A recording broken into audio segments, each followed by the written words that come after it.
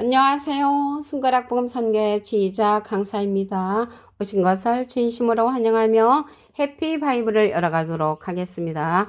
오늘 증거드릴 말씀의 제목은요. 646강 여자와 용의 전쟁이라는 제목으로 하나님의 말씀을 나눠보는 시간을 갖도록 하겠습니다. 계시록 12장 5절을 보시게 되면 여자가 아들을 낳으니 이는 장차 철장으로 만국을 다스릴 남자라 그 아이를 하나님과 그 보좌 앞으로 올려가더라 라고 말씀에 기록되어 있습니다. 여기 여자가 나왔는데요. 여자가 아니고 용도 용이 아니라는 것을 말씀을 드리고요. 여기에서의 여자가 어떤 의미를 나타내는가, 누구를 상징하는가 보도록 하겠습니다.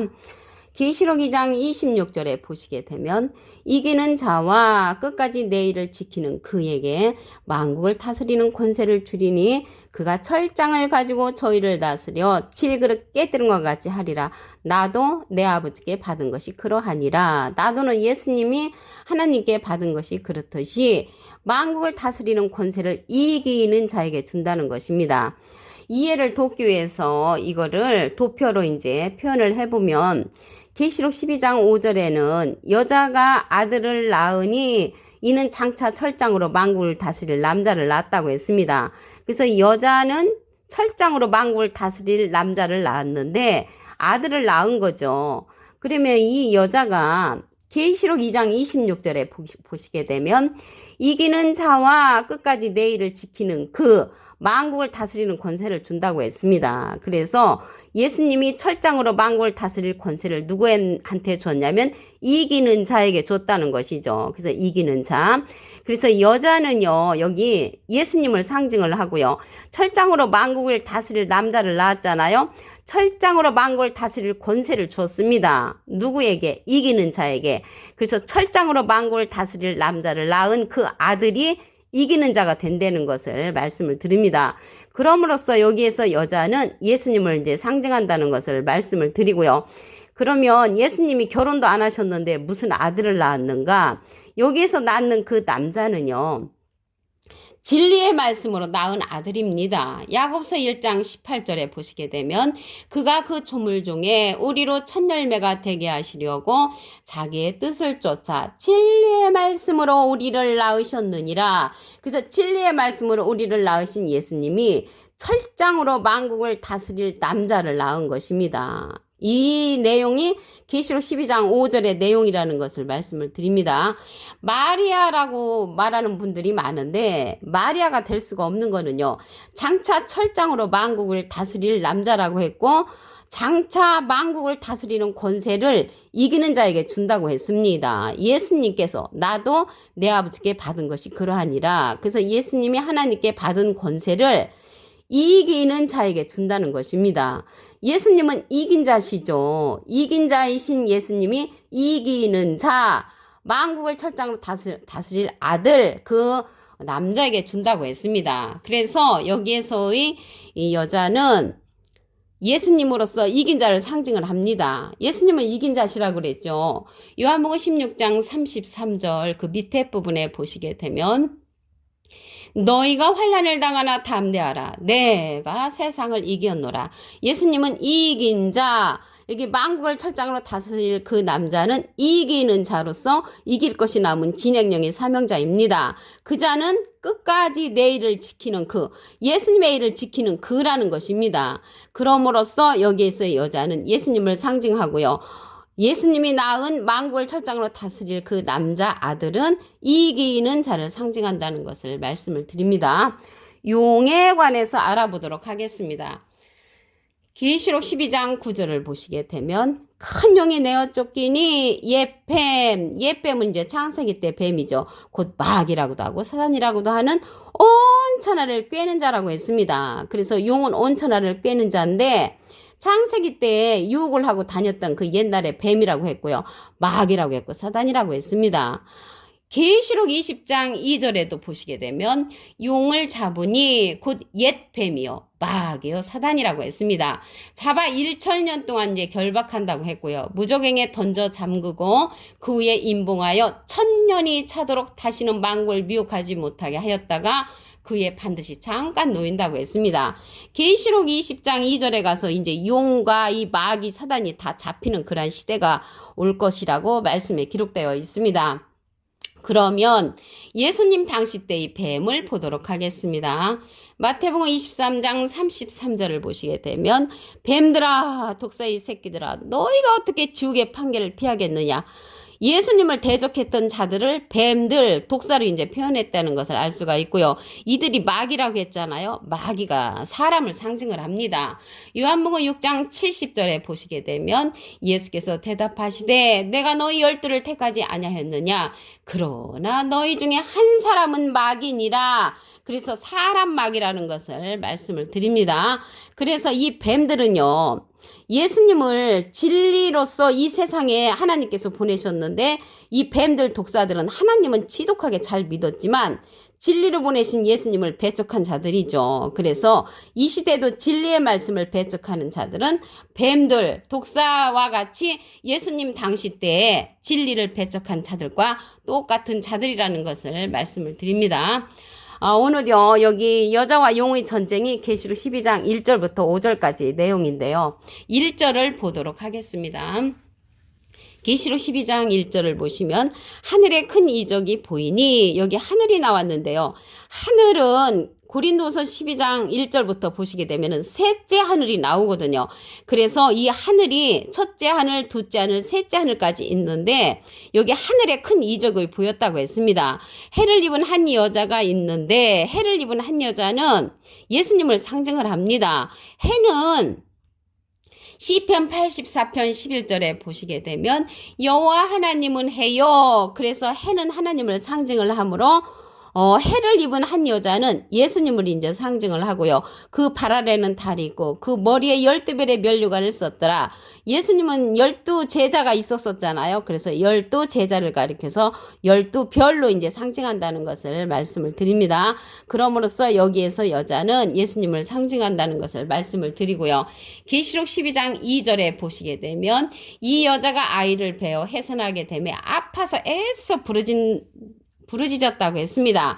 이 아들이 만국을 철장으로 다스릴 진리의 말씀으로 그런 낳은 아들이죠. 예수님은 결혼을 아니하셨기 때문에 육신적인 얘기를 하는 것이 아니라는 것을 말씀을 드립니다.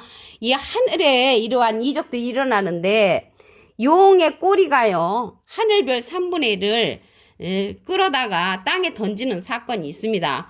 계시록 12장 4절에 보시게 되면 그 꼬리가 하늘별 3분의 1을 끌어다가 땅에 던지더라. 용이 해산하려는 여자 앞에서 그가 해산하면 그 아이를 삼키고자 하더니 그 아이를 삼키고자 한다는 것은 이 진리의 말씀으로 낳은 이 이기는 자, 그 아들을 이제 용이 이제 삼키려고 한다는 것이죠. 이러한 이적들이 하늘에 있다고 그랬잖아요. 이 붉은 용은 7머리와 10뿔을 갖고 있다고 했습니다. 계시록 12장 3절에 보시게 되면 하늘에 또 다른 이적이 보이니 보라 한 큰 붉은 용이 있어 머리가 7이요 뿔이 10이라. 그래서 7머리 10뿔을 갖고 있는 그 자가 용이란 말이죠. 용. 그런데 여기 7머리가 나왔는데 7머리가 무엇이냐면 계시록 17장 9절에 보시게 되면 지혜 있는 뜻이 여기 있으니 그 7머리는 여자가 앉은 7산이요 또 7왕이라고 했습니다. 7왕. 7왕이 7머리가 되는 것이고요.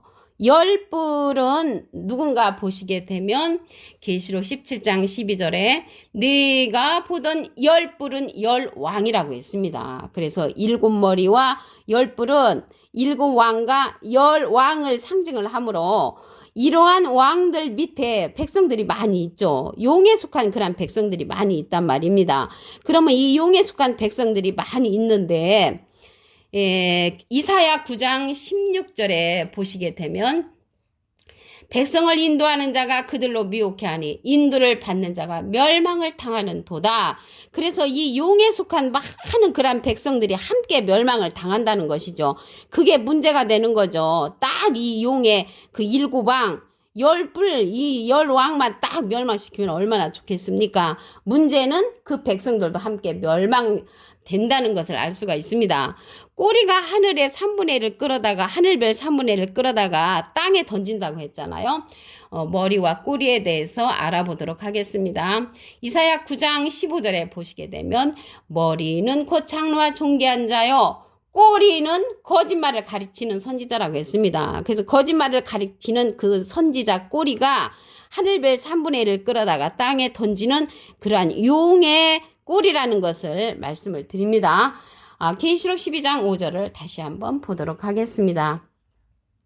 여자가 아들을 낳으니 이는 장차 철장으로 만국을 다스릴 남자라. 그 여자는 예수님을 상징한다고 했잖아요. 그래서 이 여자 예수님은 철장으로 만국을 다스릴 남자를 낳는데 그 아들이 진리의 말씀으로 낳은 자라고 그랬죠. 야고보서 1장 18절에 보시게 되면 그가 그 조물 중에 우리로 첫 열매가 되게 하시려고 자기의 뜻을 쫓아 진리의 말씀으로 우리를 낳으셨느니라. 그래서 진리의 말씀으로 우리를 낳으신 예수님이 만국을 철장으로 다스릴 이러한 아들을 낳았다는 것을 알 수가 있습니다.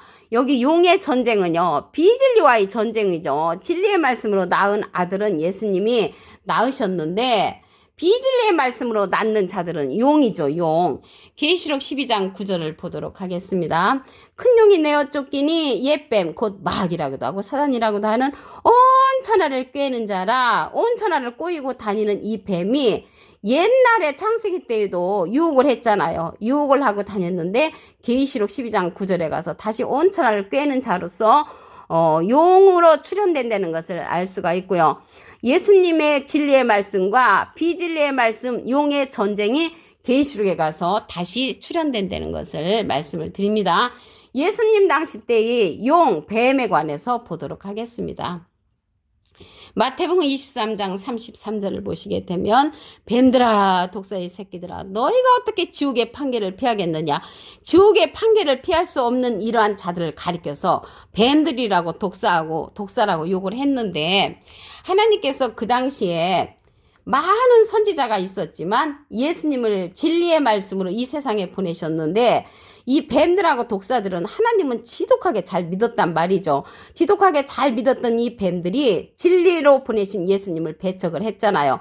그래서 이들도 진리를 배척한 그러한 사람들로서 사람이라는 것을 알 수가 있습니다. 요한복음 6장 70절에 보시게 되면 그 중에 한 사람은 마귀니라. 그래서 마귀도 사람 마귀라는 것을 알 수가 있고요. 하늘에 이적이 있는데 해를 입은 한 여자가 예수님을 상징을 합니다. 계시록 12장 1절에 보시게 되면 하늘에 큰 이적이 보이니 해를 입은 한 여자가 있는데 해는 시편 84편 11절에 보시게 되면 여호와 하나님은 해요 방패시라. 그래서 하나님을 입은 한 여자는 예수님을 이제 상징을 하고요. 그 발 아래는 달이 있고 그 머리에는 12별의 면류관을 썼더라. 예수님은 12제자를 가리켜서 12별로 상징했으므로 여기에서 여자는 예수님을 상징한다는 것을 말씀을 드립니다. 계시록 12장 3절을 보도록 하겠습니다. 하늘에 또 다른 이적이 보이니 보라 한 큰 붉은 용이 있어 머리가 7이여 뿔이 10이라. 그래서 7머리 10뿔 가진 그 짐승이 용인데 이 용이 옛날에 뱀이고요. 마귀고 사단이라고 했습니다. 창세기 때 꼬이고 다녔지만 계시록 12장 9절에 가서 다시금 온 천하를 꿰는 자로서 꼬이고 다닌다는 것을 알 수가 있습니다. 예수님은 진리의 말씀으로 아들을 낳았고요. 비진리의 말씀으로 저들을 낳는 자들이 용, 뱀, 마귀, 사단이라는 것을 알 수가 있습니다.